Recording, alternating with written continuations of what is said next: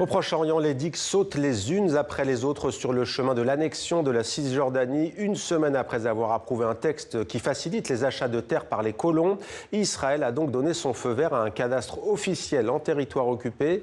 De quoi s'agit-il exactement? Quelles conséquences pour les Palestiniens? Le récit d'Antoine Delpierre. L'idée entérinée ce dimanche, portée par ces deux hommes, résonne comme l'aboutissement concret d'une volonté d'annexion que tous deux défendent ouvertement.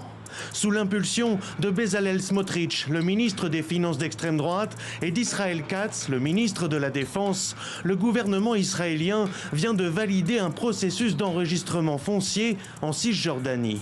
Une procédure cadastrale qui, d'après l'ONG israélienne La Paix Maintenant, pourrait revenir à déposséder des Palestiniens de certaines terres sur lesquelles ils sont installés, mais dont les titres de propriété ne sont pas clairement établis.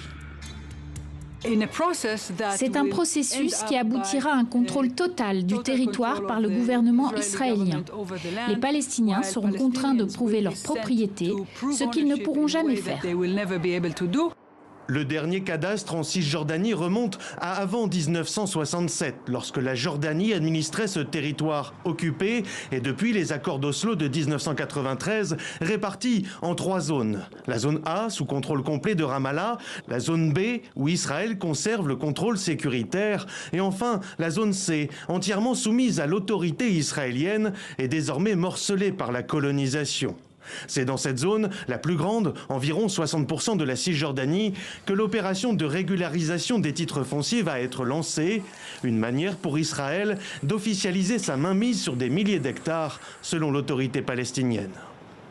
Ça contredit le plan Trump, qui s'était clairement opposé à toute annexion, toute colonisation et toute occupation, ainsi qu'à la poursuite de l'occupation des territoires palestiniens occupés. Des critiques reprises sur la scène internationale par l'Arabie Saoudite, l'Égypte, la Jordanie ou encore l'Union européenne. Nous avons depuis longtemps la position de ne pas reconnaître la souveraineté d'Israël sur les territoires occupés. L'annexion est illégale au regard du droit international et nous appelons Israël à revenir sur cette décision.